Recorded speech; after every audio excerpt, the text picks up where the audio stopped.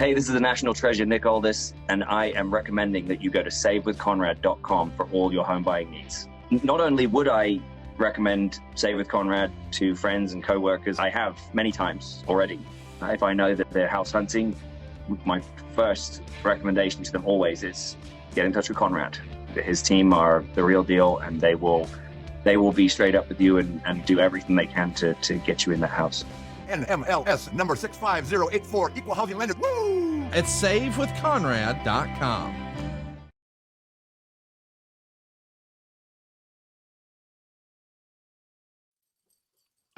Welcome to WHW Monday. Tony Schiavone and Conrad Thompson. Jim Crockett First Arcade, 605 NWA, TV title, Cajun Omni, the Bunkhouse Stampede. Flair and Horseman, Garvin, Bogey, Magnum, Dusty, Express Tag Team, Turner, Bodden, Mid-South Joint World Championship Wrestling.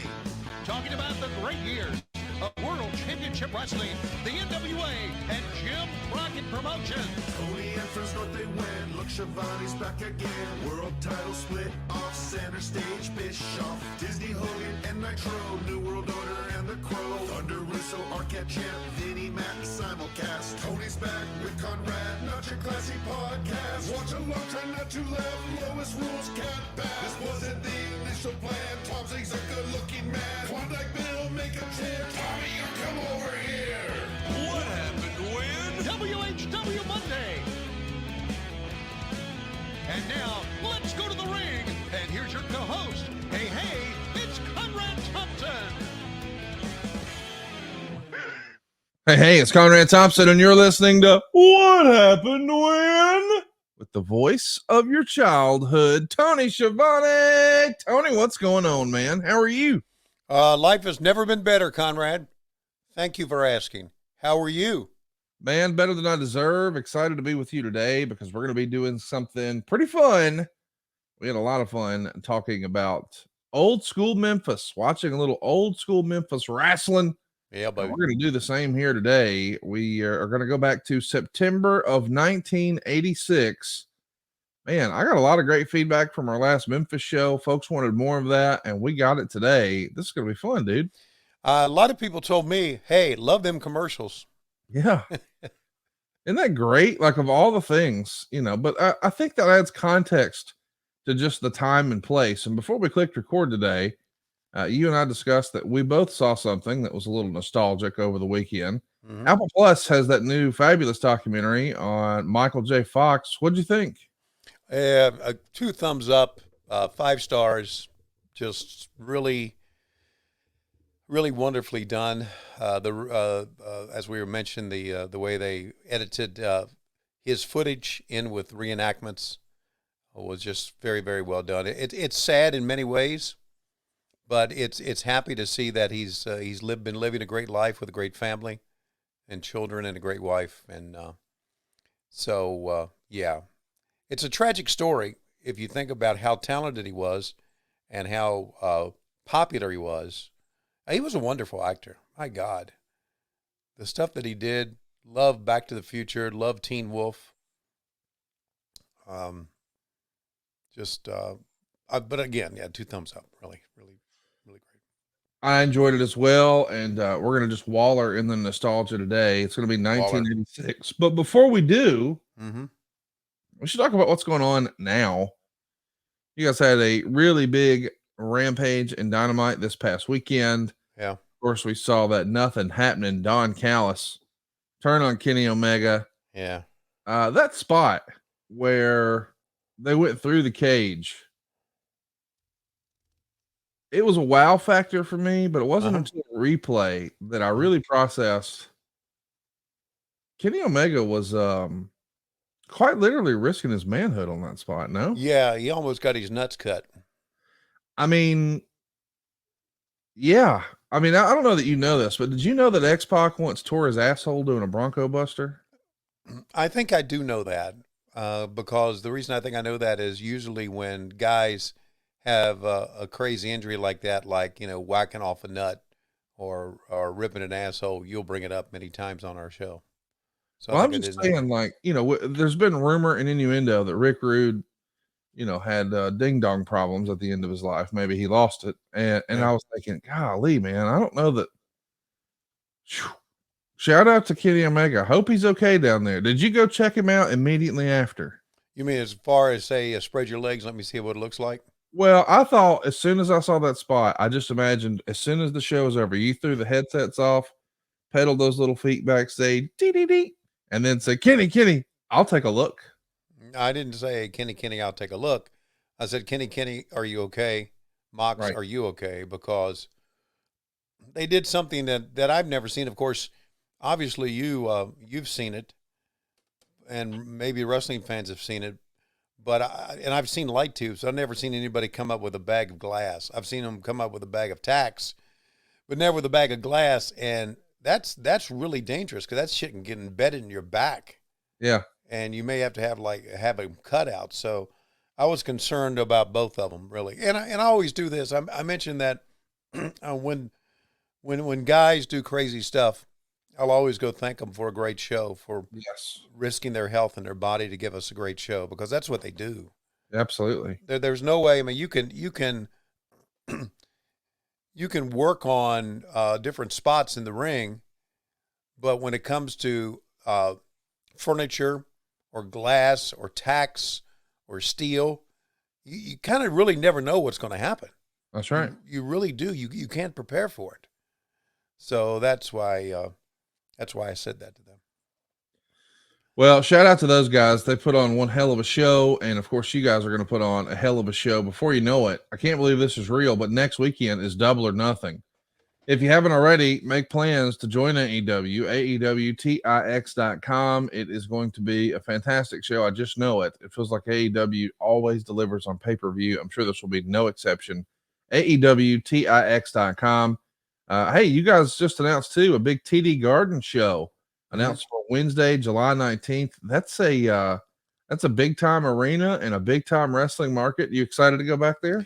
Yeah, I really am. I love Boston, a great wrestling town. Of course, as we know, as you and I are talking right now, the Celtics are in the Eastern Conference Finals, so they are red hot. It's a great sports city, and it'll be a great place to be. Can't wait to see that one. And of course, along the way, we should at least touch on AEW in Wembley, all into, man, what a monster show that's going to be. And of course, it all maybe evolves a little bit for AEW with Tony Khan's big announcement that happens tonight on Dynamite. So be sure to tune in to Tony Schiavone and hear what Tony Khan has to say tonight on Dynamite. I'm excited, man. It feels like you guys have a lot of momentum. It's a fun time to be a wrestling fan. How is it working inside it? Is this exciting, stressful? I mean, you've worked for Jim Crockett Promotions, you've worked for Vince McMahon, you've worked for WCW, and now with AEW, this is a totally different experience from any of those other promotions. No?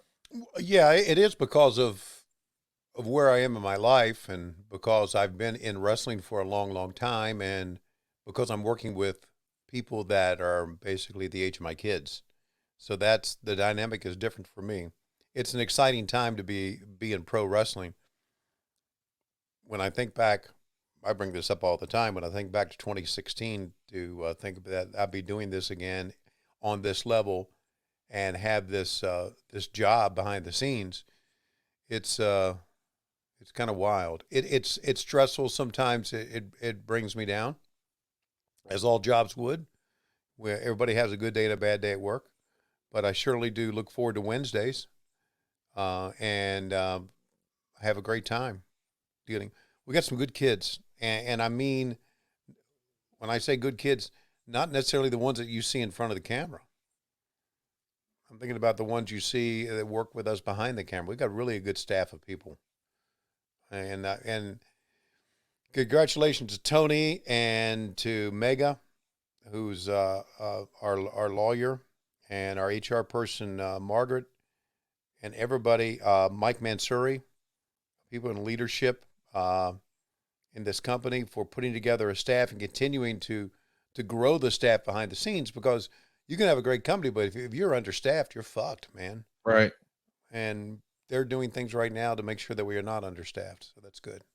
See, that's what, when I go back and I thought about the years in Jim Crockett Promotions, we had a great talent, but we were severely understaffed behind the scenes. And even Jimmy mentioned that during your interviews, because yeah, they didn't have, we didn't have a marketing department. We didn't have and of course times have changed since the 80s, but we didn't have a merchandising department. So now we have all those departments where I work now that we didn't have. And it's very important. And then when I went to work for the WWE in '89, I realized, wow, they got a big staff here and they've got a lot of things at their disposal they can use. That's very important to be able to make a company work.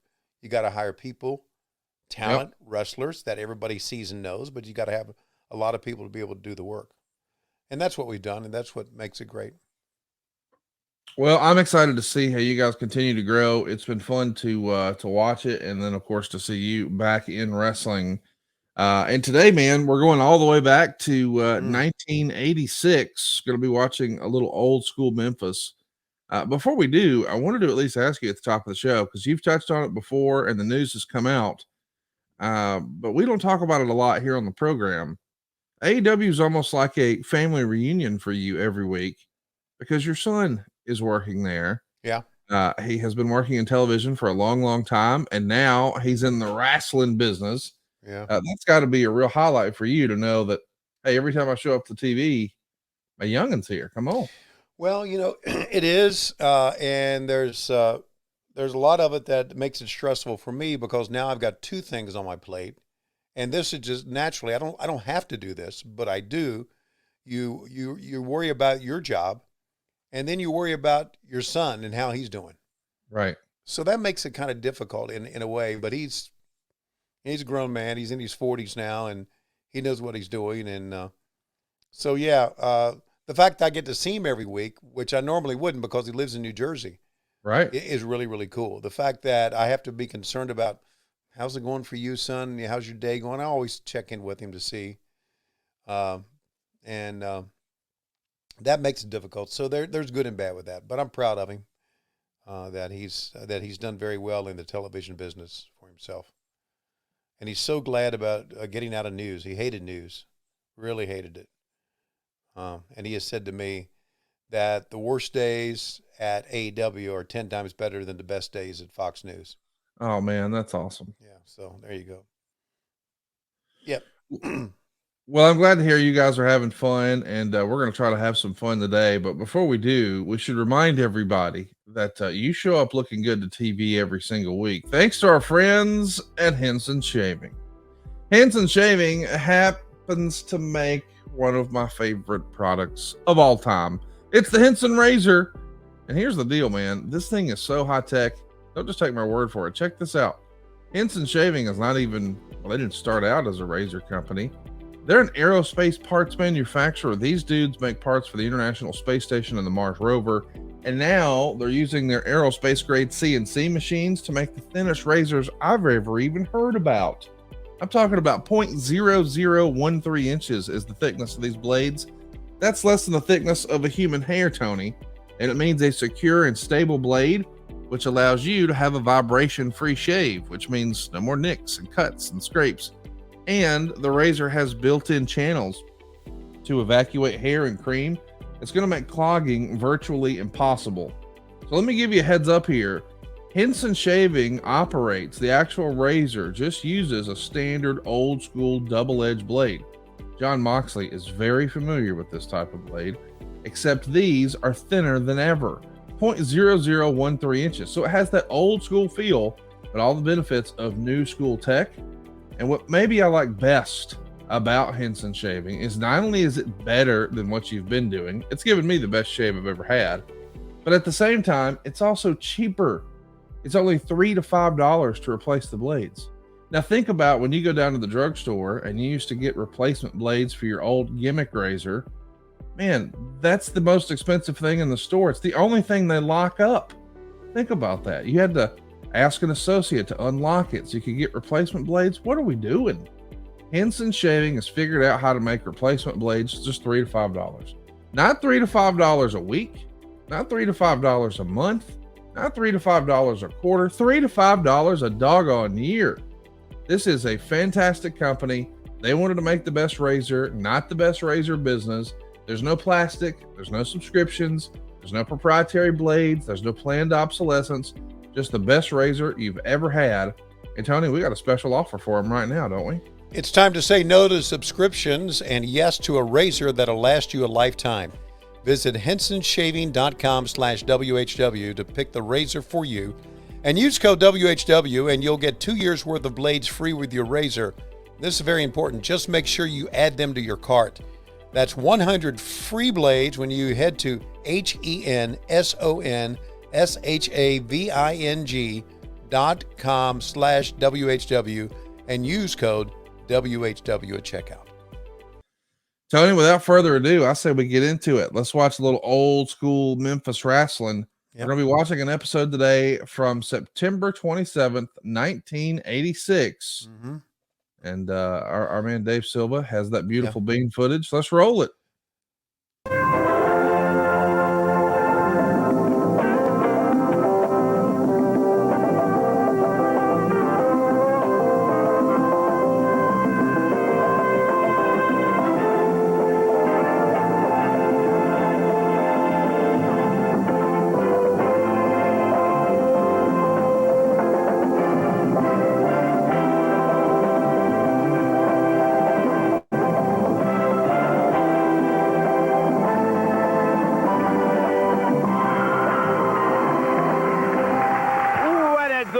Hello again, everybody. Lance Russell and Dave Brown. We're along the ringside, ready to go with another big week of championship wrestling. Oh, David. big one indeed. This week we are going to have a Mid-America title match. Tracy Smothers is going to be putting the belt on the line, going to be putting it on the line against the Ninja, Tojo This is a guy Yamamoto. that we have not seen here, David, but boy, I'll tell you what, he brings in a world-class reputation in there, and Tojo has gone out, brought another one in, so he'll be challenging Tracy today. Going for the belt, and then a little bit later on, we'll have Torch in here, officially in the ring in a single match. Introduction of a new wrestler, Jet Star. Sato and Goto will be here, again with Tojo Yamamoto. Lawler and Haskins will be teaming up against the Memphis Vice, and Fire and Flame will be here in the expiration of time match. Looks like a good one today. By golly, already we got a whole bunch in there. We still got a lot to go. That's good because we've got a championship match and others, so we'll be looking forward to all of that. Take time out right now. We're going to come wailing back with that Mid-America title match. Lance and Dave were so good, weren't they? America Heavyweight Championship match. Tojo Yamamoto, who will be introducing the challenger a little bit later, had some... So listen, man, studio wrestling back at its best, 1986. And of course, that was maybe the best year you guys ever had over at Jim Crockett Promotions. Oh, let's listen to Tojo here.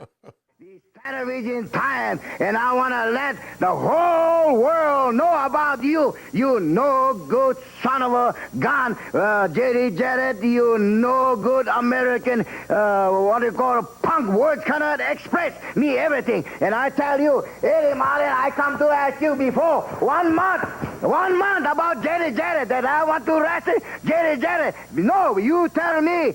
You, Jerry Jarrett, get eye trouble, and then you tell me, hey, Jerry Jarrett, say I retire. What? Now all the American people can see they have these pea brains. Jerry Jarrett can manage. Yeah, can hit us, can beat my brains and everything. That no good son of a gun, he can see. He cannot see with one eye. Look, he wear mysterious mask. He bring referee. He try to hit me, try to hit my Imperial boys. He's a no good son of a gun. And now I want to tell the whole fans again, I buy this time, Jerry Jarrett, you no good stinking crummy American punk, you. I'm going to get you, and I'm going to let everybody know. You no good punk. You no good punk. I said, banzai! Got a special look coming up right here at the team of Tracy Smothers and Paul Diamond, and it begins with some action that occurred right here on Championship Wrestling. Why don't you call me? What do you think of the old school Tojo Yamamoto promo? I mean, we've touched on it before, I think, here on the program, but you know, these folks used to run here in my home market of Huntsville, Alabama. So whenever I'm talking to an older person, someone in their 50s or 60s or what have you, they will routinely when wrestling comes up, they'll say something like, "So you still like that wrestling stuff?" And then, of course, I'll say, "Yes, ma'am, I do." And then they'll say, "Boy, I remember." Now I don't watch anymore. All right. But when I was a kid down at the Madison County Coliseum, my daddy used to take me to go see Tojo Yamamoto. I mean, he's always the first name that they mention. Right. And he's not a huge guy, but he had a great gimmick. Right. He would come out and they would always reference this. He'd come out with his wooden shoes. I mean, just little things they remember that just stick out. So Tojo Yamamoto, while he may not have been a national star, certainly a huge territorial regional star. And back once upon a time, before the advent of cable television, that's really what we had, was big regional stars. Yeah. And we're watching a member of wrestling royalty there with Tojo Yamamoto. What'd you think of that promo, man? This is as old school as it gets, huh? That is old school. He was ad-libbing as best he could. Yes. And I, you could tell that he wanted to say a 4-letter word, but he would walk around that. So I never worked with him, but I had heard of Tojo Yamamoto back in the Crockett days. I mean, you knew about him if you followed wrestling, and you knew that he was a big part of the Memphis area. He had a name that just kind of rolled off the tongue. Yes, absolutely. It was very easy to say Tojo Yamamoto. Well, it's a different time, as we see with the Ninja here. And listen, I understand that everybody watching this with the Ninja coming out wants to make fun of this, because Lord knows I would have if this was WCW. Well, I did when they had Glacier and all that. But that was 10 years after this. In the mid 1980s, the VHS rental market was big business. Give us some context for that, Tony. Like in your life, taking the kids down to the video store, renting some home movies. Talk to us about that. Well, that's if you had a VHS, and having a VHS back in the day was a big deal. Yeah. I don't know about you, but the first one we had was a Betamax. We had the Beta. Okay. The smaller ones. And then we got into the VHS, and you would go to the video store, and obviously you would look at least as far as we're concerned, you would look for children's movies and children's shows and things like that. But the movie market was big back then. But sports videos, especially wrestling videos, were really a big deal back then. But again, the trading market was big because the deals about VHS, and of course, now you got DVDs. I mean, you got DVRs, but the thing about VHS is you get the blank tapes and you record the show, and then you watch it later. And that was almost as big a deal, or even a bigger deal for us than going and renting videos or buying videos. We had stacks of home videos. I even had a video camera that recorded on the VHS. When we take the kids to Disney, we record on it like this, over the shoulder, which was kind of a pain in the ass because you ended up as a dad being just the cameraman instead of being a dad. Instead of being a dad and having fun with your kids, you're just standing back watching it, shooting them with the video camera. But the home video market was a big deal. A lot of independent mom and pop stores before Blockbuster became a big deal. It was a long time before we started renting anything from Blockbuster. Was it for you too? Yeah, we didn't really have a Blockbuster. There were just local, smaller, individual startup mom and pops. Yeah. In this era, we would really start to get straight to home video movies. And a lot of those movies were B movies and C movies, meaning they're not big budgets. But in this era, America was really low-key obsessed with ninjas. You had so many ninja movies. When you went to rent a movie, there would just be lots of ninja opportunities. American Ninja 1, American Ninja 72, blah, blah, blah. Well, so now we've got a ninja, which means a guy wearing black socks and black pants and a black gi and a black like lucha mask that looks almost like a variation of the Midnight Rider mask. There's no silver, just all black. And he's coming out and just, I guess all you had to do to be a ninja back then, according to this guy, his ninja training just consisted of I mean, just it was almost like a Steven Seagal. I'm not moving any other part of my body, just my hands. Right. So listen, it is silly, no doubt, but this is what America was about here in 1986. And you see Tojo Yamamoto using the Singapore cane there, or the kendo stick, on Tracy Smothers. And of course, it only became known as a Singapore cane after that international incident in real American culture, I guess, in the early 90s, with the kid who got the lashings with the cane over in Singapore. And so ECW started calling it that. But I mean, years before Sandman was coming out hitting people with a kendo stick, here's Tojo Yamamoto in 86 with one. Right. That hat kills me too. That just, it's like if Mr. Miyagi had a card game.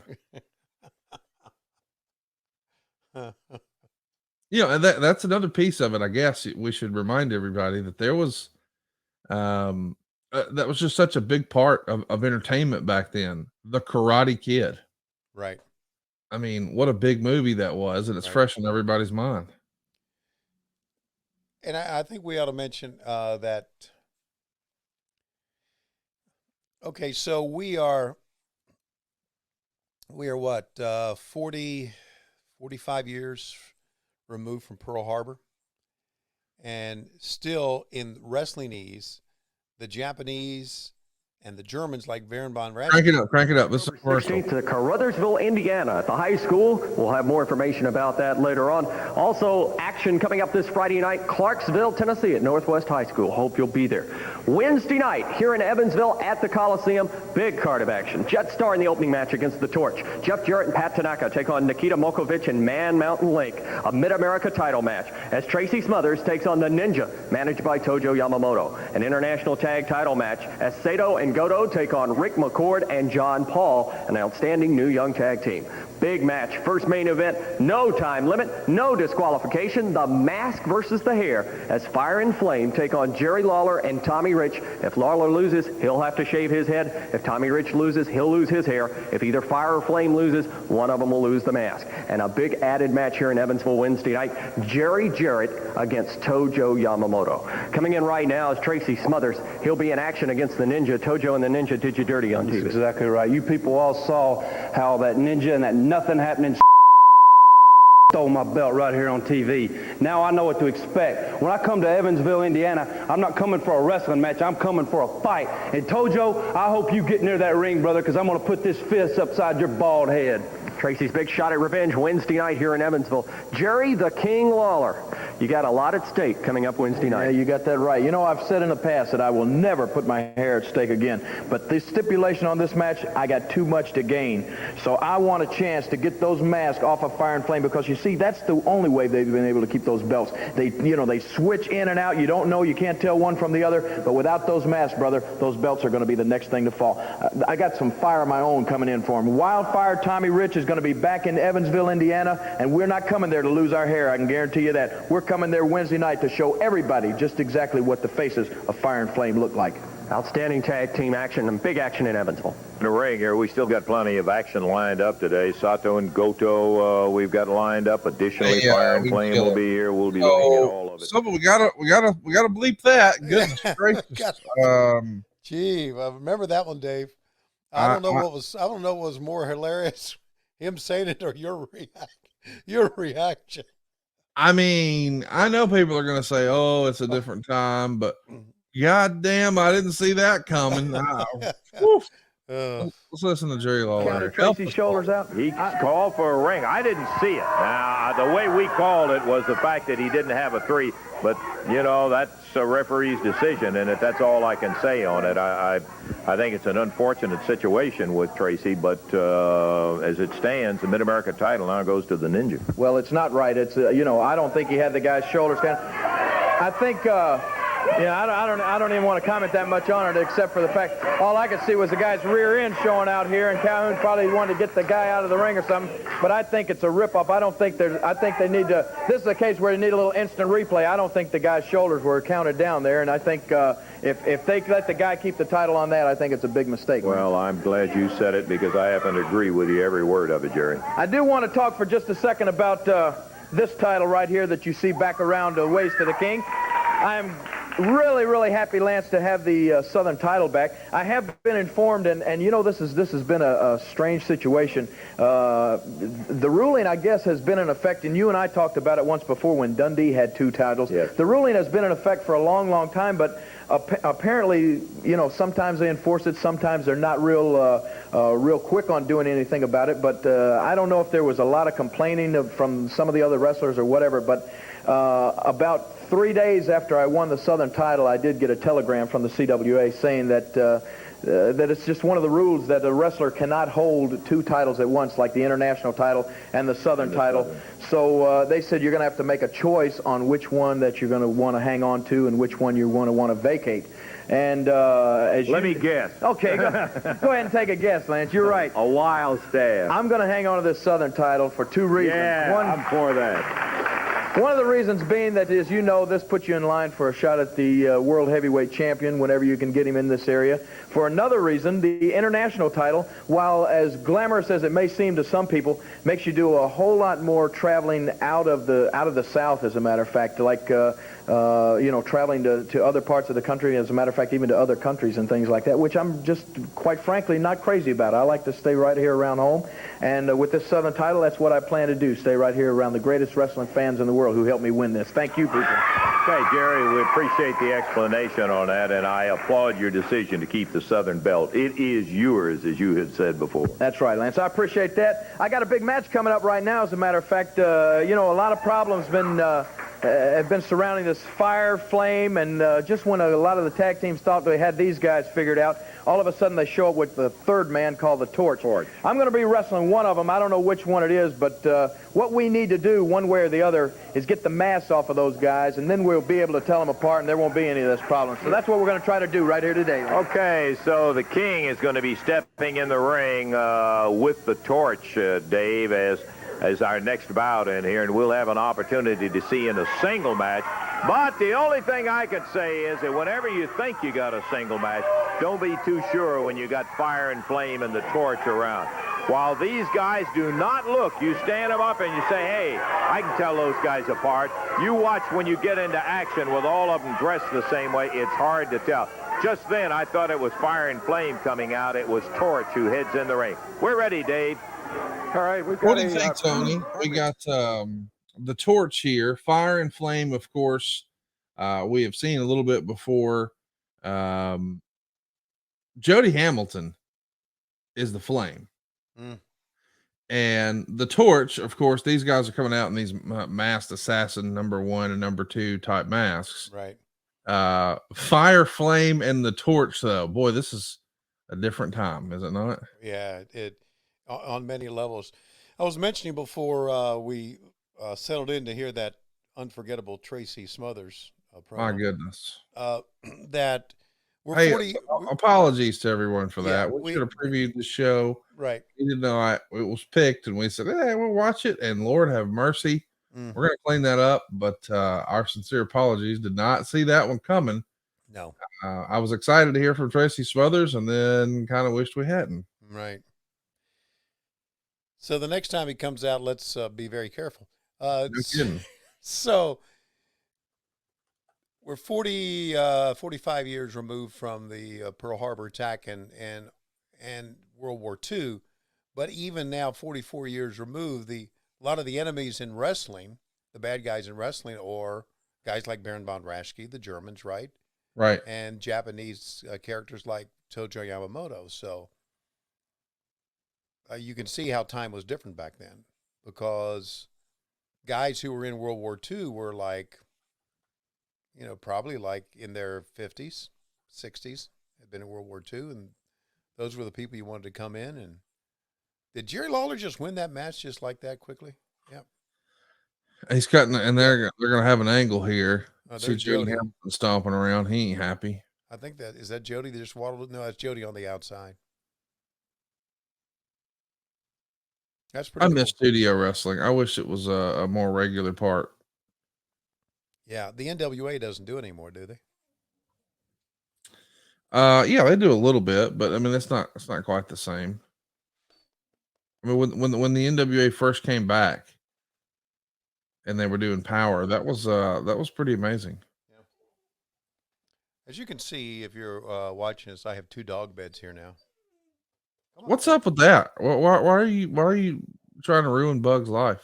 Oh, Bug doesn't care. He doesn't. As long as he's got a bed, he doesn't care. Okay. But usually I have both dogs in here with me. He's pretty cool about it. At least what he tells me he's pretty cool about it. Hey, we should say hello to just a handful that joined us live. Absolutely. I think Mr. Epic was the first. No, Domino Chris was the first to join us. And Mr. Epic and Lindsay is here with us. Yambag Jones has joined us. Doug Ritter is here. Josh Fields. Eric Green. All is with us. You may hear Kirby barking in the background. You know what? Flame here is actually Roger Smith. Roger Smith. Did I ever work with Roger Smith? And Fire is Don Bass. Okay. I don't remember either one of these guys. Roger Smith also wrestled as Dirty Rhodes. Oh, well, we saw Dirty Rhodes on the last episode. Let's track it here. Let's see what they're going to say. I want to wrestle you right now. And I'll tell you what, Lance Russell, if he can beat me, we'll all three take these masks off right now. If he can beat me, we will take these masks right off. Well, he's had 2 matches. Jerry,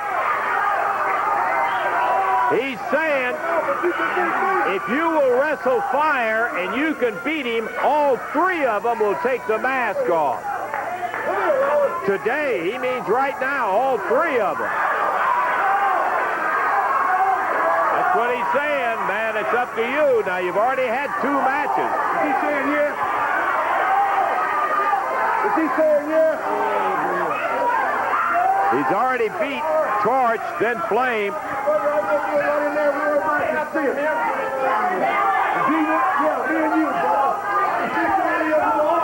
That's right. That's exactly what he's saying.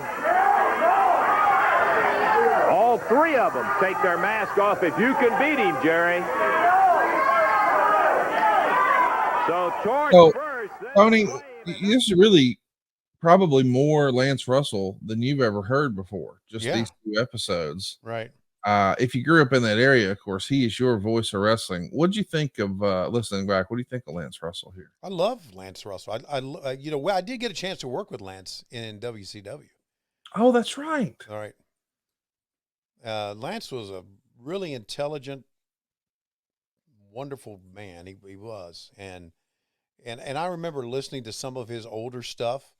I didn't listen to much of it, but back in the day, and everything I listened, I just loved what he did.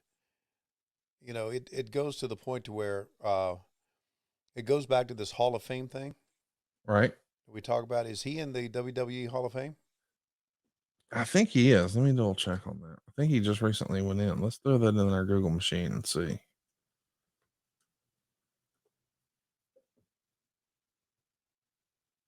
He's in the Wrestling Observer Hall of Fame. Right. He's in the NWA Hall of Fame. Right. And he's in the Cauliflower Rally Club. Mm-hmm. And he's in the Memphis Wrestling Hall of Fame. Mm-hmm. And he's in the Hall of Heroes for the NWA Wrestling Legends. Mm-hmm. But he's not in the WWE Hall of Fame. So there you go. So when you and I have talked about a lot, what do you think about the WWE Hall of Fame? There's the reason why I think I should never be in it, because Lance Russell, Bob Caudle, and many of the guys who have been regional announcers before should be in there long before I should ever be in there. And if they are not in there, then I scream bullshit about the whole thing. They just powdered Jerry Lawler. And they beat his ass. Uh-huh. Well, listen, if they put Bob Caudle in and they put Lance Russell in, then you'll go in. That's what you're saying? No, then I'll be happy. Okay. This was Jody Hamilton who was in the ring, and Jody was like 2 years removed from being the Masked Assassin, along with Hercules Hernandez at Jim Crockett Promotions. That was like 84 when they were there, when I first started. And now I guess he's obviously in Memphis as the Flame. Look at that. I thought it was pretty funny that the referee didn't even notice the powder. It was all over the place. Well, he just counted it and didn't even look around here's the powder again. And it almost hit the referee. Oh, track it. We got warehouse is way overstocked with first quality name brand furniture that I gotta sell immediately to raise cash fast. So you help me and I'll help you to the furniture buy of a lifetime. Like these big man recliners from just $97. All wood dinettes, only $129. This 5-piece living room group is only $499. So come on down, help me whip up on high prices with the best deals in town and free financing for a year. That's Lawler's Discount Furniture, 1500 North Garvin here in Evansville. Hurry and save. Wrestling fans, you want to mark your calendar around Owensboro, Kentucky on November 13th, a Thursday night. Davies County High School actions coming there, sponsored by the Athletic Booster Club. On Thursday, October 16th, when you hear racial slurs, dump it, kind sir. Action. You can get your tickets there at the fire department. And this Friday night, Clarksville, Tennessee at Northwest High School. Action coming there. Hilldale Civitan Club and Northwest High School sponsoring it. Tickets are now on sale. Commerce Union Bank in Clarksville and Lowe's Hardware Center. Wednesday night, Evansville Coliseum. Action galore as Jetstar takes on the torch.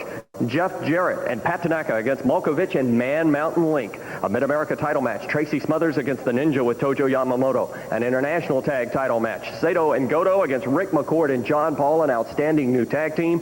Plus, no disqualification, no time limit, mask versus hair, fire and flame against Lawler and Tommy Rich. And a big added attraction, Jerry Jarrett against Tojo Yamamoto. All that action coming up Wednesday night, Evansville Coliseum. Don't miss it. We'll be seeing Sato and Goto in a match coming up in just a moment. Dude, we got to talk about that Jerry the King Lawler furniture commercial. I mean, that was good stuff right there. We gotta get more of that. Do you think we could get some AEW commercials like that inside of Rampage or Dynamite? I would love to see Kenny Omega standing on some furniture. That would be tremendous, but the answer is no. I love the fat guy in the recliner for only $97. Oh, dude, the big man recliner, they called it. Yeah. I mean, I want one of those today. Yeah. The next time we watch Memphis Wrestling, we better make sure that we have a lot of commercials. Like 40 of them. Yeah. Right. I loved the old commercials from last time, but man, that one was fun. But I wonder, do you think Lawler just sold furniture or did he rent furniture too? Well, I guess we should say this. I would guess there's almost no chance that was actually his furniture store. Right. He was probably just doing a licensing deal. I'm sure they called it Lawler's Furniture in Evansville. Right. But, come on. He's just getting a payday. Of course he is. Because those furniture commercials back then, though, if you recall, the gimmick was, oh my gosh, he's got yellow paint. This is going to be the yellow paint angle here. The yellow paint angle. Yes. Back then, it's a different era. When you would challenge someone's gumption, their manlyhood, their guts, you would say, "You're not yellow, are you?" Sort of like they used to back in the old Back to the Future movies. You're not chicken, right? Are you? So, I don't think it was a racial slur back then. It's just yellow was the color. You're right. You were a coward. You were a coward, right? Yes. You were a chicken. Chickens are. Some of them are yellow. Well, the ones they throw at Cody Rhodes when he doesn't win at WrestleMania are. I'm unfamiliar with that. So Cody Rhodes was in, there's this huge wrestling event every year that WWE puts on called WrestleMania. And this past year, earlier this year, they did 2 nights of it. Right. And so it was like whatever closed night 1 was kind of a main event, but whatever closed night 2 was the real main event. And Cody Rhodes, who you used to work with, I believe, he was on the program and he was in the main event and he lost. Okay. And after he's laying there losing, as he does, they threw a yellow chicken. Who did? Fans. Okay. Fans threw a people yellow... who bought a ticket to the program. Threw a yellow chicken in the ring at him? They threw a squeeze toy chicken. Okay. And it landed near his head. And as they're getting a shot of him convalescing in disbelief, I can't believe I lost. And as 80,000 people thought the same thing. Right. Can't believe he lost. In the shot, framed up right beside him, a yellow squeeze toy chicken. Whoever threw that should be banned from wrestling for the rest of their lives. I hope they found it. Oh, look at there. Track it. Oh, why? Pardon me for laughing. I gotta tell you. Stop it. Yeah, they're stopping them. Uh-oh. Referee has just stopped the match. Okay, come on, come on.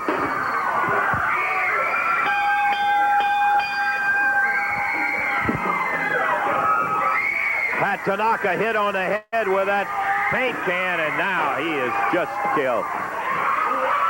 Yamamoto with the yellow paint all over him, where Jeff Jarrett and Tanaka sneaked up behind him. Tojo holding Jeff and beating Tojo. Tanaka is unconscious and Goto's still kicking on him. As Yamamoto. So this is the same Tarzan Goto who was in the King of the Deathmatch tournament, just so you have a frame of reference for that, Okay. Tony. All right. The King of the Deathmatch tournament that Cactus Jack and Terry Funk did that really changed deathmatch and hardcore wrestling here. It was such a big deal in 95.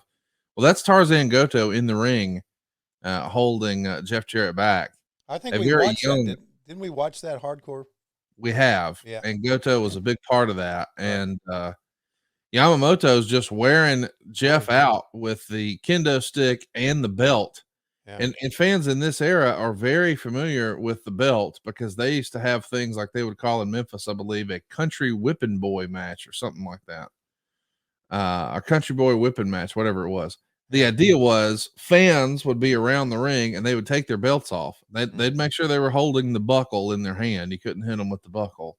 Right. And then like a lumberjack match, when the fans came out or when the wrestlers spilled out onto the floor, just wear their ass out with your own belt. So Tojo, after having the yellow paint dumped on him, because he's a chicken, now they are, how about that? So we're watching it from Evansville. I guess that makes sense for Lawler's commercial. This is the Evansville feed that's been ripped. Right. I think your boy Vince Russo used to live in Evansville. Okay, who do they have here? Who's the guy in the tie they have? Let's track it here. Let's see. Here, take a coward. The top, you see what I mean? beat him out with a stick in there, and you hit him with a belt, left him. Now I'm going to beat his father. You understand? Yeah, where he's Journey's in? Where he's a coward Journey's in? Yeah, he doesn't happen to be here today, and I'll tell you, you wouldn't be doing. Will you guys quit that? Come on. Sato, Goto, leave him out. Get out of here. Boy, I'm telling you.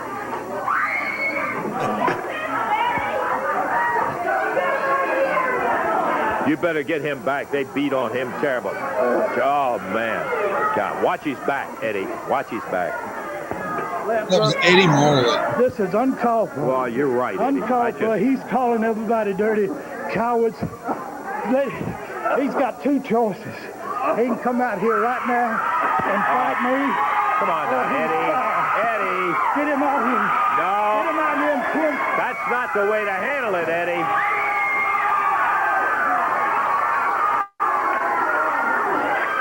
Eddie's talking about firing Tojo if he doesn't come out, but I don't think that's the way to handle it. You need to help Jeff out of here.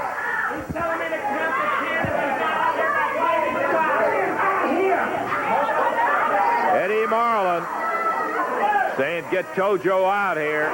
If he's not out here by the count of 10, he's fired. We need to help Jeff out of here. Come on, Eddie. Get him another time. Jeff. Well, Yamamoto's not out here, Eddie. You can get him fired, but that's not going to save him from getting his beating. He's going to get his beating right here. No, come on, Eddie. Yes, come. he is. No. Eddie! I'll tell you what a mess this is. Well, thanks to Yamamoto and all of them, we come up here, we got the paint in here. They were going to paint somebody on the back. They ended up getting it dumped over Tojo, which we don't approve of in here. All right. Tojo. We've had enough. Where is it? Where is it? Where is it? Hey, come on, Where is Tojo. it? Where's the Now fuck? listen. Where's the fuck buddy? Let go of me now. I'm telling you. I'm going to tell you one thing. You're just about to get yourself sued.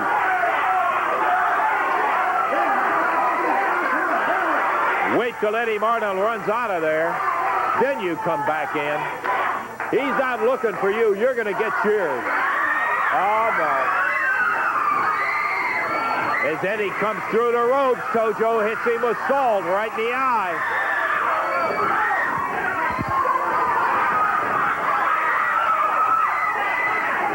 Tony, you would just walk around with a pocket full of salt. I mean, I think you should have that on you just in case MJF gets out of pocket sometime. Backstage, that would be great. Just have a pocket full of salt. Yeah. And just. So just to add context, Eddie Marlin is Jeff Jarrett's grandfather. Right. We saw him on the last episode. That's right. Right. And Tojo Yamamoto, obviously, and Eddie Marlin are legendary names in this market. Right. This would be, like, man, it's hard to even add context here, but just they've been in this territory forever. And look who's back. Jeff Jarrett sliding back in here. So, and I think Pat Tanaka with him, right? Yes. Right. And this is pretty good. As an announcer, I like how they have Lance Russell as an authoritative figure. Yes. Who he's not only announcing, he kind of get involved in things. You get out of here. You know, he walked out to ringside when Jeff was getting beaten, and he tried to chase guys off. And did not take any guff. And this is good. This is a pretty heavy angle here. It's a big time angle. Yeah. And it drew money for them. Yeah. Of course, this is not the peak of Memphis. I think most people would say that the peak of Memphis was maybe 4 or 5 years before this, but still, the territory is still making money here. And this is the era where, you're working 7 shows a week. It's a different town every night. Yeah, sometimes 8. So you got to have these. Look at a young Jeff Jarrett with those cowboy boots. And look at Lance, man. He's giving it to Tojo here. Get you in criminal court, they'll have you. Now you get out of here, and I'm telling you what, don't put your hands on me. You better.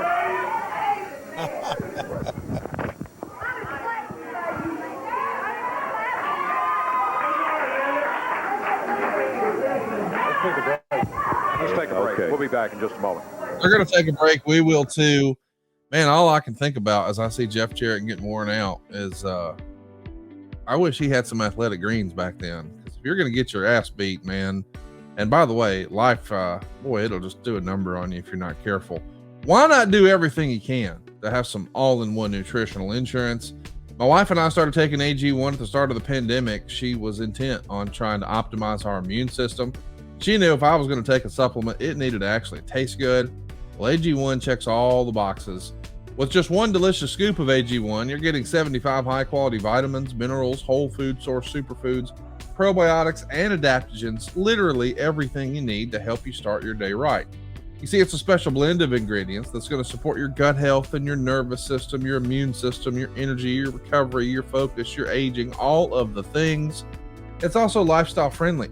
Whether you're trying to do keto or paleo, maybe you're vegan or dairy or gluten-free, well, AG1's for you. It has less than 1 gram of sugar, no GMOs, no nasty chemicals, no artificial anything, and somehow it still tastes good.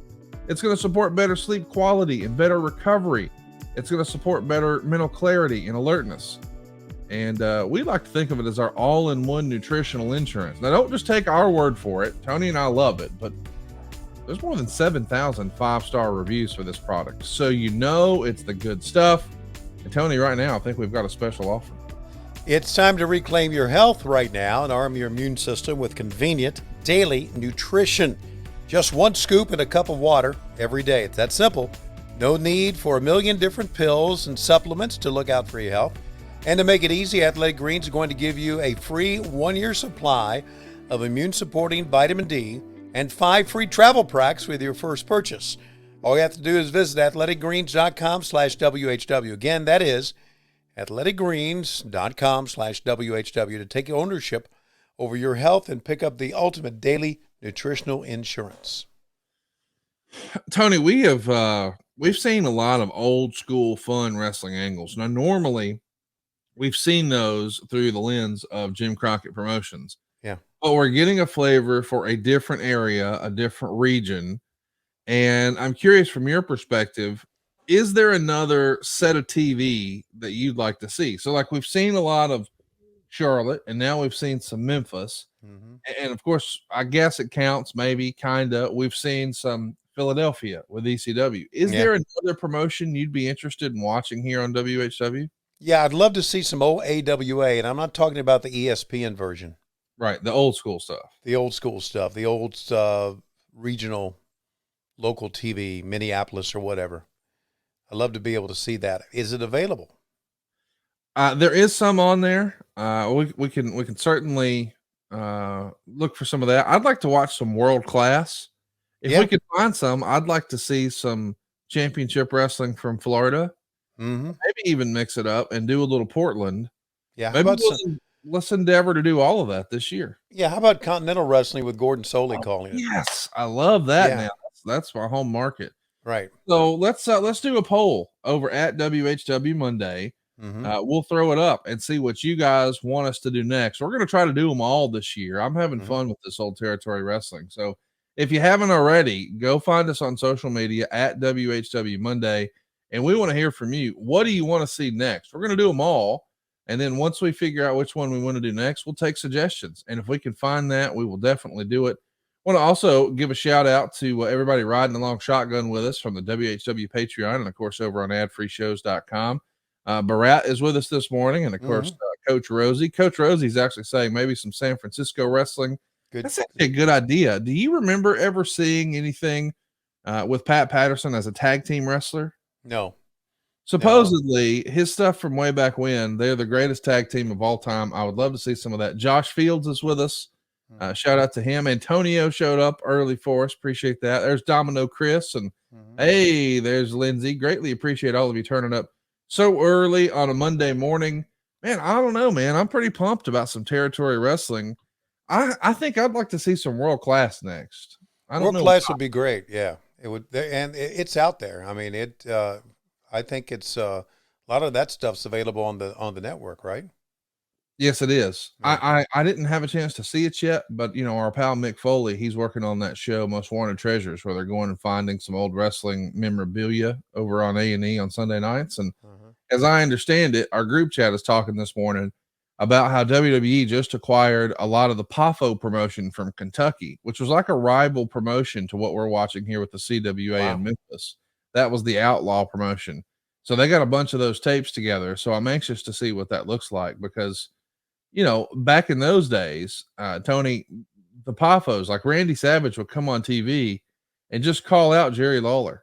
And they're not working together. Like he's trying to do whatever he can to be that challenger brand to get some attention.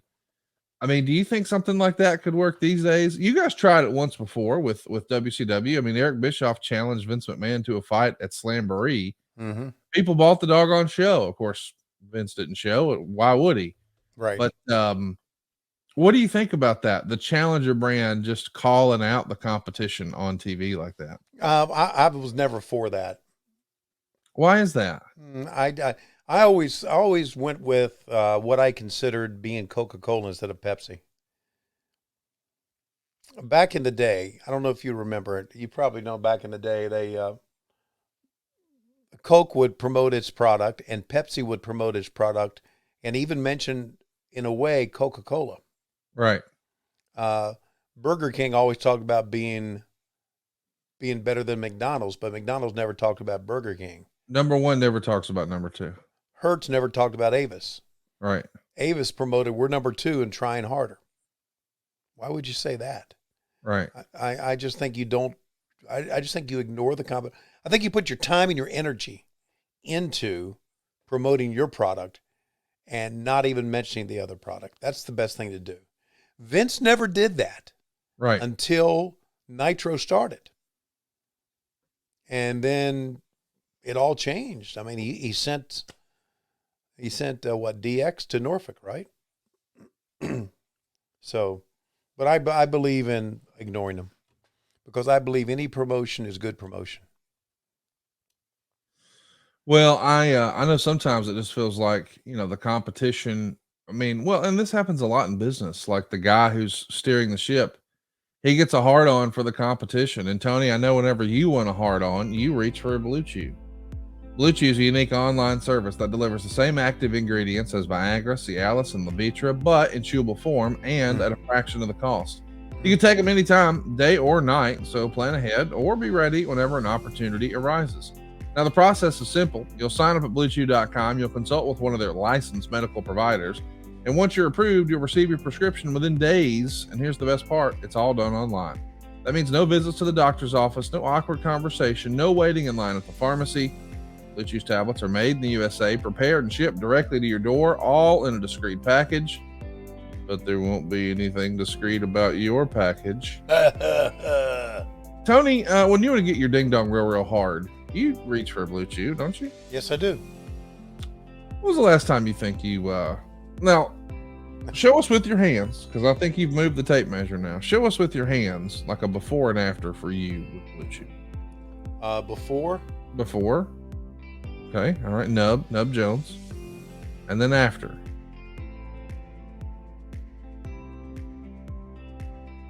Listen, percentage-wise, that's pretty substantial. That's pretty substantial. Percentage-wise. That's all I got, so. Right. Well, you did it again right there at the end. I don't know if you did that intentionally, but oh, wow, okay. It's getting bigger by the minute. Blue Chew wants to help you have better sex. Discover your options at BlueChew.com. Chew it and do it. Got a special deal for our listeners. Do some ninja moves, Tony.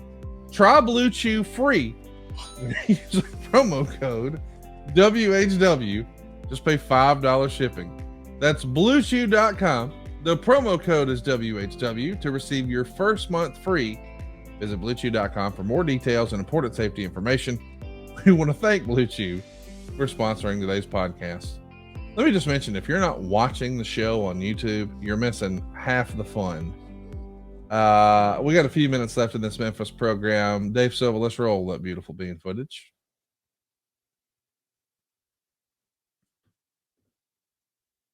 All right. I think we're about, I don't know if we're set to go or not, but we're going to get them back in here. You can see the yellow paint all over the lower left side of your screen there. It's also in the ring. Jim Jamison stepping back in there, this time with David Haskins. And here come Jerry Bryant and Big Lou Winston, the Memphis Vice. Where's Lawler? Is Lawler scared of something? Is he afraid to come out here with the Memphis Vice or what? I don't know where Lawler is. Word from the dressing room. We saw Lawler. We want Lawler. Can't go get him. Don't know where he is. Word from the dressing room is he is left. This morning. Word from the dressing room is he is left. Jim Jamison stepping in as a substitute. Let me interrupt and say, right after his match with Fire and Flame, Lawler left. He said he's not going to put up with that kind of stuff. He left and said he would be Hey, he knows the Memphis Vice is a source to be reckoned with, baby. I'm telling you, afraid to, Lawler. You come out here and fight like a man, boy. If he's scared, tell him stay in the back. I don't think he's scared. I don't think he's scared, but he's gone. He's not here. Jim Jamison substitute. He's going to put up with Fire and Flame. So listen, I like these storylines, this show long thread. What do you think? I do too, but the video font said Jerry Lawler. Oh, of course it did. Yeah. Well, because he was supposed to be here. Okay. But that was the plan. That's why he's saying, hey, we wanted Lawler. Why is he not out here? Well, he's not out here because of the whole Fire and Flame thing. We've got the group chat going off today. Everybody chiming in with what they'd like to see us do next. Antonio wants to see championship wrestling from Florida. Doug Ritter letting us know that global would be fun. Mr. Epic says New England Championship Wrestling. I don't know anything about that. Yambag Jones wants to know, is Monday morning, where we're recording here, going to be a regular thing now? Well, it was this week because they ran 2 house rules. By the way, house rules coming to Huntsville, Alabama in a couple of weeks. Pick up your tickets now at AEWTIX.com. So Tony was out and about. And of course, as you're listening to this, yesterday was Mother's Day. So Tony, I forgot to say this at the top of the show, but What in the world? Did you see that drop kick that totally missed and he still sold it? So a guy put his head down for a leapfrog Jones, and his opponent threw a drop kick, and they both sold it. The drop kick was to thin air. Well, there you go. I bet Lawler wishes he hadn't have left the building. Yeah. Anyway, as I was saying, Tony, happy Mother's Day, motherfucker. Yeah. Same to you. Took Lois out to eat yesterday for Mother's Day. Got in about 9, got home about 9 a.m. from Salem, Virginia, and the house rules. I really enjoyed Salem, Virginia. I saw that Doug Ritter, was it Doug, that went to, Josh Fields went to House Rules in Corbin, Kentucky. How about that? Yeah.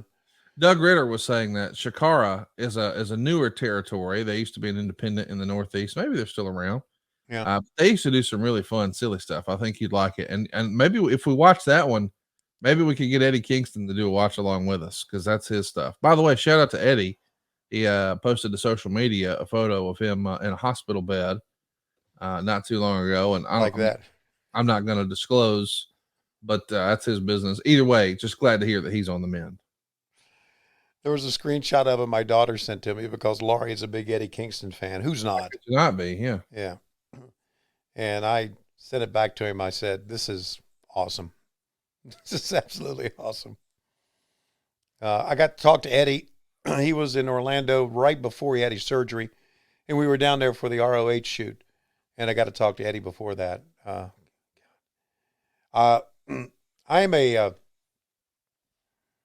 I'm a better person in wrestling because of Eddie Kingston. Really? Yeah, just getting to know him has been great. Great question here from Coach Rosie over in the group chat. Thanks for joining in live. By the way, when you join adfreeshows.com, you can not only get these shows early and ad-free, you can actually be a part of the live taping, a part of our live studio audience. Coach wants to know, what do you think would have happened to Jerry Lawler if he went to work at Crockett full time? Now, lots to unpack here, and there's a lot of reasons why that wouldn't have happened. He owns part of this territory, so he's not only getting top guy pay, he's also getting owner pay. So if tickets are great, man, not only does he get paid for wrestling on the show, but he's going to be splitting up the lion's share of the cash. So I understand why he didn't do that, but man, Lawler full time in Crockett, that could have been fun, no? That could have been fun. I don't know if it would have worked because, Lawler would have, again, being an owner of the business and being a top guy, maybe would not have been the top guy Crockett. But it would have been fun if you think about some of the angles they could have done in some of the matches. The promos. We had those Bill Apter interviews that we did on that set. We brought Lawler in one time to do one of those. That's where I first met him. He came to the Crockett office and did one of those with Bill Apter. And I don't know where it lives, where it airs, but we aired it. Bill Apter on that set with Jerry Lawler. We need to try to find that from back in the 80s. So Memphis Vice leaves these young fellas laying here, and Lance Russell is back. Hey, something I don't think we've watched, and this was mentioned to us over on Twitter. Eddie 2003 PRT says, what did Tony think of the Andy Kaufman thing as it was going on? So when we talk about Memphis, we always talk about Jerry Lawler, but man, that business with Andy Kaufman, look at the hammer here. Right now, because I got a message from you. I just got off the phone with Jarrett explaining exactly what happened on it down there. Don't come out here swinging that. All right, you may get in a lick. No, I don't want to fight you, but I'll tell you what you're not going to do. You're not going to push me around in that. I may only get one lick, but I'll hit you right in the face with this. It's not worth to fight an old man, old crow like you. Yeah, all right. Well, just remember that, because I'll tell you, if I don't get my one lick, it'll be a good one right in the back. I don't want to fight you, Tojo. I'll tell you what you are, though. I said it before. You're trash. You're absolutely a disgrace to your people. You do sneaky things. I talked to Jerry Jarrett. You're screaming, get me Jerry Jarrett. I told him what you did to Eddie Marlin, what you did to his son, Jeff Jarrett, out there. He said 3 words, sign the match. He's not afraid of you. One eye or any of that. And I'm going to beat that dirty dog. Banda! All right. Yeah, you beat him. This is one time. I don't pull for too many, Raul. I do pull for some, but I don't just openly root for somebody to get hurt. But I'll tell you one thing, Dave. This is a situation where I'm going to be sitting, waiting, watching for Jerry Jarrett. There's a time when you got to do things, and Jerry Jarrett feels the same way. He's got one eye that's bad. He's got the other eye that's partially been histoplasmosis. But he is a man, and he's not going to put up with that kind of stuff happening out there, and he will meet Yamamoto in the ring. He'd rather meet him in the parking lot if he was right out here. But the match, he said, and I applaud him for it, sign the match. There's a time you got to do things. The match is signed. We'll take time out, be back in a moment. We got more of it. Wow, God, Lance was freaking wonderful, wasn't he? With a hammer, dude. Yeah. I'll get one shot in right between your eyes or whatever. He's Dirty Harry with a hammer out here. Oh, here we go. Friday night, Northwest High School, be sure to be there. Big action Wednesday night at the Coliseum. Jet Star will take on the Torch in the opening match. Jeff Jarrett and Pat Tanaka tag team action against Nikita Molkovich and Man Mountain Link. A Mid-America title match. Tracy Smothers takes on the Ninja with Tojo Yamamoto. An international tag title match. Sato and Goto with Tojo take on Rick McCord and John Paul, an outstanding new tag team. Then, a big main event. No time limit, no disqualification. It's the mask against the hair, Fire and Flame against Jerry Lawler and Tommy Rich. And then as an added attraction, Jerry Jarrett takes on Tojo Yamamoto. Fire and Flame, mask versus the hair against Lawler and Wildfire Tommy. Tough stipulations, brother, for tough men. That's just the way I like it. Because the stipulations that Eddie Marlin has been putting on the team, the Fire and the Flame and the Torch, brother, are astronomical. They're hard to overcome. And I can't figure out now for the life of me why Tommy Rich and Jerry Lawler would go against the odds. And you know what we've been doing for weeks when we found out about they were going to sign this match? We've been deciding whose hair, Lawler must have been in at least 50 hair matches. We might even cut his hair. And that Tommy Rich goes around that big, long, pretty blonde hair thinking he's somebody. Well, he's a sis if you really want to know the truth. We really haven't made up our mind, like I said. But right there Wednesday night, Evansville, you will see our choice. Tojo Yamamoto, action galore. Yeah, Tracy Smothers, I tell you what, you're not the champion. You are assistant champion. But my ninja is a real champion, and he's going to hold a belt for a long, long time. Now, Jerry Jarrett, you no good son of a gun, dirty, rotten dog. What you done, what something done to me, I don't forget that. Jerry Jarrett, I'm telling you, all these years you've been hiding in the closet. Now you must come out and fight me. And I tell you what, when I beat you up and torture you, after I'm going to lay you down your body, I'm going to put the rising sun flag on top of your body. I'll tell you this, just watching this, I have decided, Thompson and Murphy, I can't wait to see my grandpa come out here. I've decided, seeing this fat guy in the assassin mask here, the Fire, the Flame, and the Torch, that's what me, Cassio, and Silver are going to do for Halloween this year. You're going to be the Fire, the Flame, and the Torch? Yeah, just fat guys wearing yellow masks. All right. Lindsay put on their worst mask ever. Those were kind of like cookie cutter masks. That's what the assassins wore. Yes. Those were Jody Hamilton type masks. Those were very, very prevalent back in the day. And yeah, I didn't like them either. They kind of took the lips and pursed the lips up like,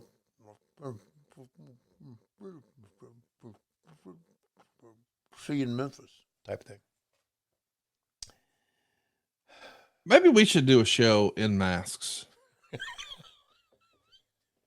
Maybe that could be our gimmick. We ought to check with Mike Tenay because he has a large collection of masks. Well, we can also just go to highspots.com and get a sheet ton of them. Mm. Maybe that should be our thing. Maybe we do whenever we watch these old territories, that should be it. We'll watch the show as the characters. And we'll wear the masks, and then maybe we could get you to read rap. Not you, but what would your gimmick name be? If you wore a mask, what would your name be? Stubby. The Stub. Stubby. The Snub Nose. The Pea Shooter. The Pea Shooter. Mr. Stubb. Snub-Nosed Jones. Oh, fuck. I got it. We need you an orange mask. An orange mask with black trim. Oh, look, Lawler's back. And he's got a handful of baby powder. Hit with it. I thought he left the building. In an earlier match He went to the grocery against store. Fire, and he returns the favor, going against all three of them. They all have flour in their face. And Lawler takes care of all of them and then leaves the area. Fire and Flame have been declared the winner by referee Jerry Calhoun due to outside interference. So that's where we stand at the moment. Fire and Flame, one fall up in an expiration of time match with time beginning to run short.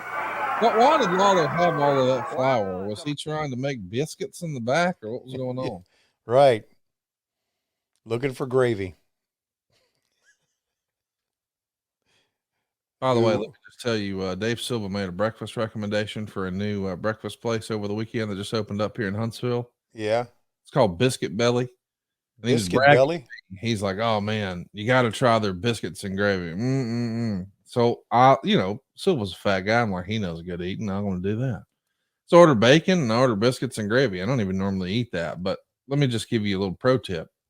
Of all the places that are like chains or whatever, the best gravy is Hardee's. Is it? Nobody wants to admit that, but Cassio Kid and I agree, and that's, fat guys tested, fat guy approved.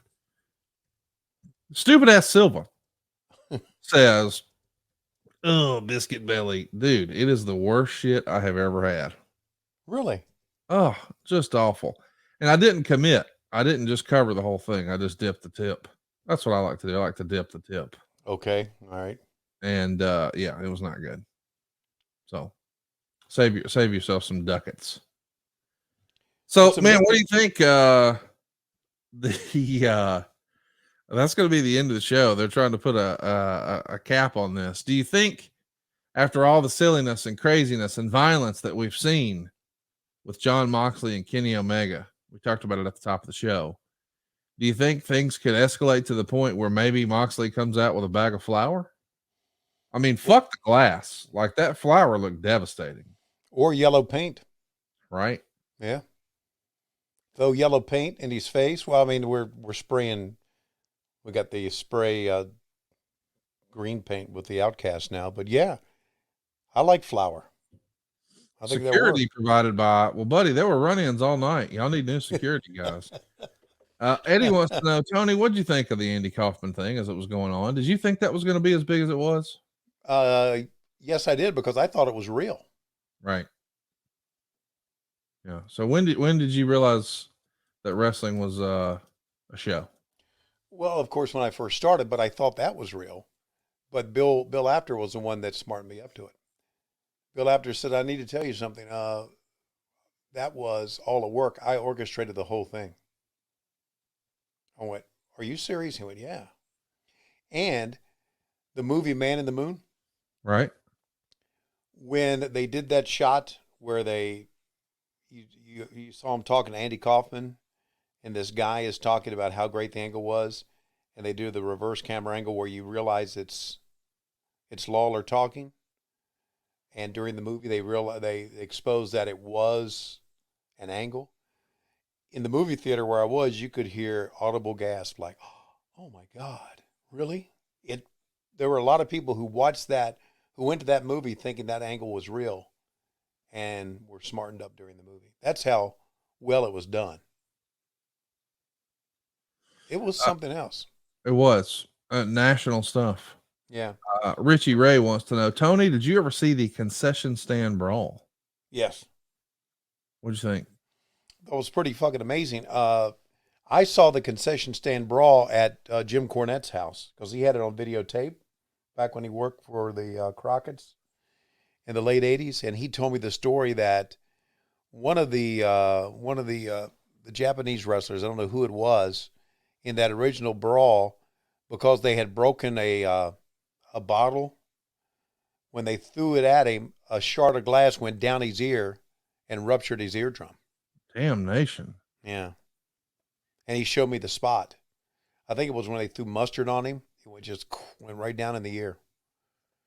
So, yeah, I saw that at Jim Cornette's house. Brad Stanton wants to know, was Memphis ahead of its time? Maybe in ways it was. Production-wise, obviously it wasn't. But I think in realism and in angles, and as far as getting the announcers involved, yeah, it was. Here's one from Nick Jones. Tony, how big was Tojo Yamamoto's penis? The size of a Singapore cane. Wow. From what I understand.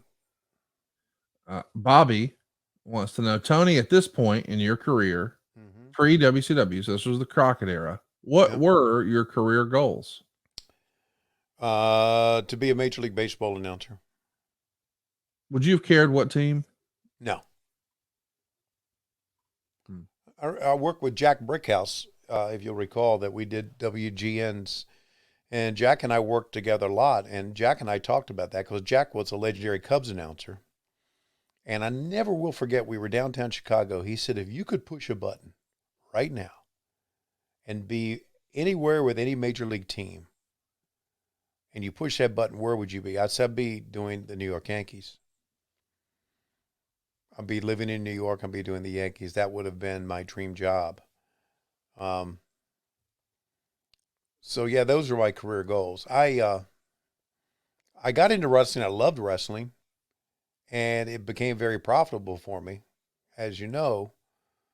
But I would have given it up to do baseball. And I got to do some baseball. I got to do AAA baseball, but I did some Major League Baseball, spring training games. So, yeah, that's always been my goal. So it's one of those where you missed your goal, but you got enough to where you enjoyed it. Lee has a random question that I don't know how it would have been possible, but, maybe it is. Lee wants to know, have you taken a shower with Mae Young after a show? I haven't even, I couldn't pick out Mae Young in a lineup. Of all the people in wrestling you have showered with, who was your favorite to shower with? Who was your shower buddy? Wow. I have never taken a shower at the building. You just go home stinky? Well, I don't take bumps. Oh, you don't sweat at a show? Okay. No, I don't sweat at the show. Well, I know that I got to spend some time with Tracy Smothers in the mid-2000s, and I heard him. You took a shower with him? No, but I heard him ask another guy, hey, kid, shave my back. And he handed him a razor. You ever shave a wrestler's back before? No. Good God, no. Whose back would you like to shave? Dutch Mantel's. I think that would have been the most fun. And the question is, what kind of design would you have done? You wouldn't have just done it like a Snapchat, oddly satisfying reel. You would have cut a design in there. What kind of design would you have cut? I would have cut, oddly enough, and I was just thinking about it today, I would have cut this design in it, Mid-Atlantic Championship Wrestling. Boy, you're really handy with a razor. I think I could get it done. Man, this should have been our Henson razor spot right here. Yeah. You know what? You'd cut a circle first, right? And then you'd cut an inner circle, okay? Yeah. And then you would do Mid-Atlantic on the top, Championship That's a lot. Wrestling. That is a lot. And, we've talked about this. You know who this wrestler is right here, don't you? That's your mom. No. This wrestler, this is true. This was taken from a photo of Wahoo McDaniel. Oh, wow. Okay. Yeah. And who's the goof in the headlock? Don't know who it is, but that is Wahoo right there. I would have shaved a dick and balls. A dick and balls. Yes, wait a minute. You would have shaved a picture of a dick and balls. Right. Actually, shaved the actual dick and balls. Correct. I'm saying the design that we're going to do in the back of Dutch Mantel. Okay. Rocket Ship Jones. Good to go. Okay. You don't think that would have been fun? Yeah, that would have been fun. That'd have been kind of easy to do, dick and balls. I mean, this takes some ambition right here. I would love to see you try to shave that into bug. We'll show it next week here on the show. As you can see, I got two dogs here with me. Yeah. There's a little girl. She's such a sweetheart. No, she's not. Yes, she is. Bug's the king of the house. Of course he is. I mean, that other dog, that's a jobber dog. I mean, let's just call it like it is. Yeah, you keep calling her that, she'll come to your house and chew up shit, buddy. That would require you to be here, and we know you're not coming. Right. Although the rumor and innuendo is, I want to give a little quick plug.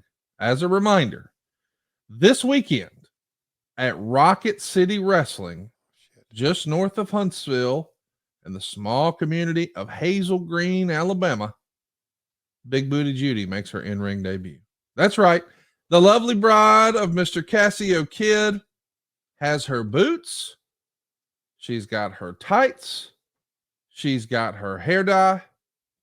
And she is going to step through the ropes into the squared circle for the very first time. And I know, Tony, you won't let Big Booty Judy and Cassio down. You've said it loud and proud on this program, and you've told me privately that you're making plans to be here because, as I understand it, one of your co-workers, Mr. Dalton Castle, will also be in attendance. And I know that you're not going to pull up lame after making promises to Mr. and Mrs. Cassio Kidd. I had forgotten about it. But I'll make arrangements right now. In other words, I'll ask permission. Were you supposed to be doing something on Saturday? No. Oh, you mean with the warden? You don't mean with Tony. You mean with the warden. The warden, yeah. Goodness gracious. Well, we're pulling for you, Big Booty Judy. Rocket City Wrestling. It's happening on May the 20th. So this Saturday, make plans to be in Hazel Green. Throw it in your Google machine. Rocket City Wrestling. Next week, Tony, with permission from the warden, we're going to be watching Unforgiven 98. It's a very special WWE pay-per-view once they have ended the streak of 83 weeks on Monday night. They're running in the heart and the spiritual home of Starrcade, the heart of Jim Crockett Promotions. It's Greensboro, and that's right in the middle of the Ric Flair, Eric Bischoff legal battle. And Ric Flair circled the building, not sure whether or not he wanted to come in and sit front row with his son Reed and have Reed be introduced on camera as a great wrestling champion, and Ric Flair just sitting right there just as an FU to Eric Bischoff. We'll also see Jeff Jarrett sing, sort of. We'll see Hunter versus Owen. We'll see the new Midnight Express take on the Rock and Roll Express. Yes, that's real. Ricky and Robert of the Rock and Roll Express were on a WWF pay-per-view in 1998 taking on the new Midnight Express. I know you're going to enjoy Luna and Sable in the first evening gown match. Plus, we got an Evil Dude Love taking on Steve Austin in the main event. But maybe the thing I'm looking forward to showing you the most, the first ever Inferno match in the World Wrestling Federation. They surround the ring with fire. That's what we'll be watching next week here on the program. By the way, you get all these shows early and ad-free on adfreeshows.com. Some of the most fun we have is when we throw the keys to you guys and say, ask Tony anything. Well, we're taking that a step further over at Ad-Free Shows. You get to do a live interactive chat with Tony every single month. You see him on camera. He sees you on camera. You can pull out your tape measure, whatever you're into. All at adfreeshows.com. By the way, if your business targets men 25 to 54 years old, no better place to advertise than right here with us on What Happened When. You've heard us do some of the same ads for the same companies year after year. Why is that? Well, because it really works. And with our super targeted audience, there's very little waste. Go right now to advertise with WHW.com and find out how easy it is to advertise on What Happened When. We're all over social media. It's at WHW Monday on Twitter and Facebook, at WHW Podcast on Instagram. And if you're not watching on YouTube, boy, you're really missing out. Go ahead and subscribe now. It's WHW on YouTube.com. Just seeing Tony do the Blue Chew commercial this week, it's worth a look. Fun new swag available now, too, over at LoisRules.com. Check out all the new shirts. Andre Hogmeat Money. Come on now. We've even got a tape measure shirt. Come on, man. This is fun stuff. Stop. Dave Silva put a picture of me taking a shit. Well, that's your face. That's what your face looks like. Taking the shit. And what, Dave? What? Okay. Let right below the Lois Rules. Okay. When you shit, do you normally wear a tie and a jacket, a blazer? Like, I could see why you would leave the tie on if you were shitting at work. But, like, you couldn't leave the blazer on, too, right? I don't shit at work. I shit at home only and in the hotel only.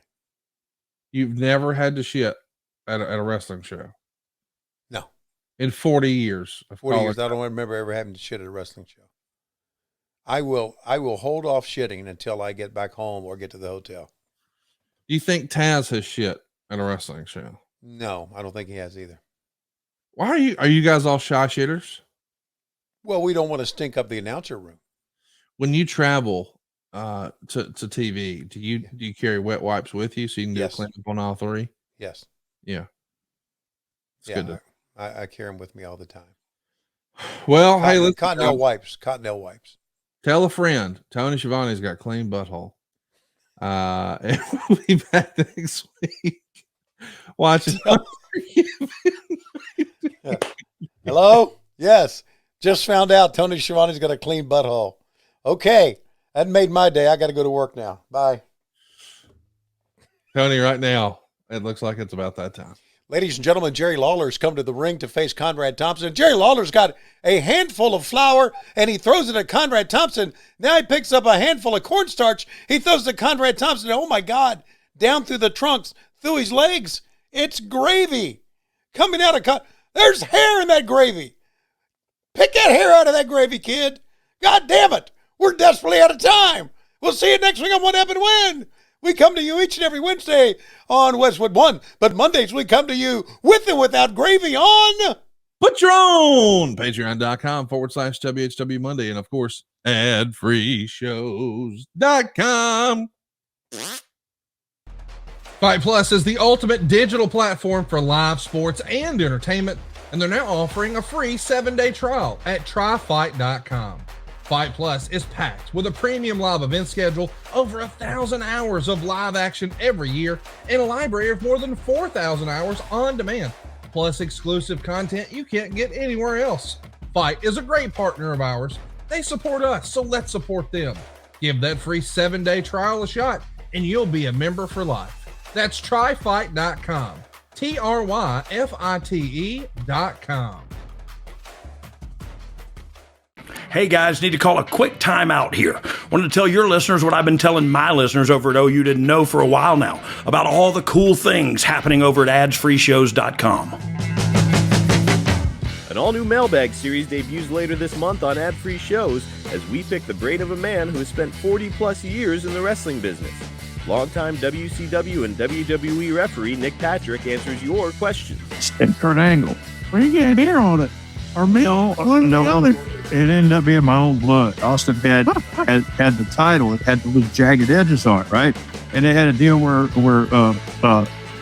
Angle pulled me in, and I took the belt shot. A little bonus content comes your way, courtesy of The Kurt Angle Show. A dream match became a reality back in 2016 as Kurt Angle squared off against Cody Rhodes on the Independents. For the first time, Kurt watches back his match against the American Nightmare. This kid's really talented. He's selling the ankle here on the leapfrog, went down on it awkwardly. He's outside the ring talking to the referee. This is, like you said, all part of the match plan. Hey, start to show that weakness in the ankle. Yeah. This was his idea to make it look like he hurt his ankle so that when he did lose, he had something to gripe about. Ad-free show members have chatted one-on-one with AEW stars like Eddie Kingston, Dax Harwood, Ricky Starks, and many more, including a recent live interactive session with Renee Paquette. He still continues to do that. He's on commentary in AEW. I think it was cool for him to kind of put on that analyst hat and get to kind of test out those waters a little bit. But end of the day, it was a thing that I think made him feel like, you know what? Wrestling can be okay again. I can have fun in the wrestling space again, and now we have CM Punk Wrestling, so you're welcome. That's just a small taste of what we got waiting for you. With 4 levels to choose from, see for yourself why Ads-Free Shows is the best value in wrestling today. Sign up now at adsfreeshows.com.